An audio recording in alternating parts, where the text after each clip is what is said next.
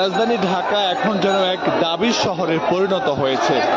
একের পর এক দাবি নিয়ে রাজধানীর শাহবাগ প্রেস ক্লাব সহ বিভিন্ন জায়গায় জড়ো হচ্ছেন বিভিন্ন ধরনের বিভিন্ন পেশার মানুষ। আজ এই মুহূর্তে শাহবাগে জড়ো হয়েছেন যারা প্যাডেল জাতীয় রিক্সা চালিয়ে জীবিকা নির্বাহ করেন, তাদের বেশিরভাগ সদস্য।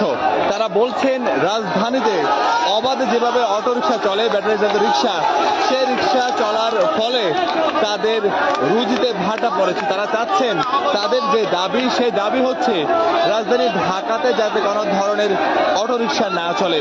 সেই জন্য তারা মূলত আজ রাজধানীর খুবই ব্যস্ততম একটি সড়ক শাহবাগ মোড়ে অবস্থান নিয়েছেন এবং এখানে হাজার হাজার রিক্সা চালক যারা রয়েছেন, যারা প্যাডেল দিয়ে রিক্সা চালিয়ে জীবিকা নির্বাহ করেন, তারা কিন্তু এই মুহূর্তে পুরো শাহবাগ অচল করে দিয়েছেন, পুরো শাহবাগ অবরোধ করে রেখেছেন এবং যত দূর চোখ যায় তত দূর কিন্তু যারা প্যাডেল জাতীয় রিক্সা চালান তারা এখানে অবস্থান নিয়েছেন এবং তারা বলছেন তাদের যে দাবি, তাদের বেশি কিছু দাবি নেই, তাদের একটি মাত্র দাবি, সেই দাবি হচ্ছে রাজধানী ঢাকায় যাতে কোনো ধরনের অটোরিকশা না চলে।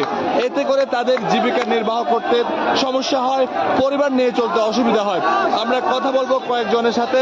দর্শক দেখতে পাচ্ছেন পুরো শাহবাগে রিক্সা যেগুলো প্যাডেল রিক্সা, আমরা দেখতে পাচ্ছি যে অনেকে স্লোগান দিচ্ছেন, বিক্ষোভ করছেন, তাদের দাবি জানাচ্ছেন এবং পুরো রিক্সা তারা বন্ধ রেখেছেন। আপনার দাবিটা কি মূলত? হ্যাঁ ভাই, দাবিটা কি? আমাদের দাবিটা হলো অটো রিক্সা হয়তো একটা বন্ধ করে দেব, আর নাহলে আমার প্লেট দিয়া, আমাদের ঢাকা মেট্রো প্লেটটা দিয়া আমি মিন রোডে গাড়ি চালাচ্ছি, একটা অটো রিক্সা সেটা প্লেটের নাম্বার না। রাজধানী ঢাকা এখন যেন এক দাবির সব ওই বন্ধ করে যে কাকাটা আমাদের কাছে ছিল, গণনার ক্ষেত্রে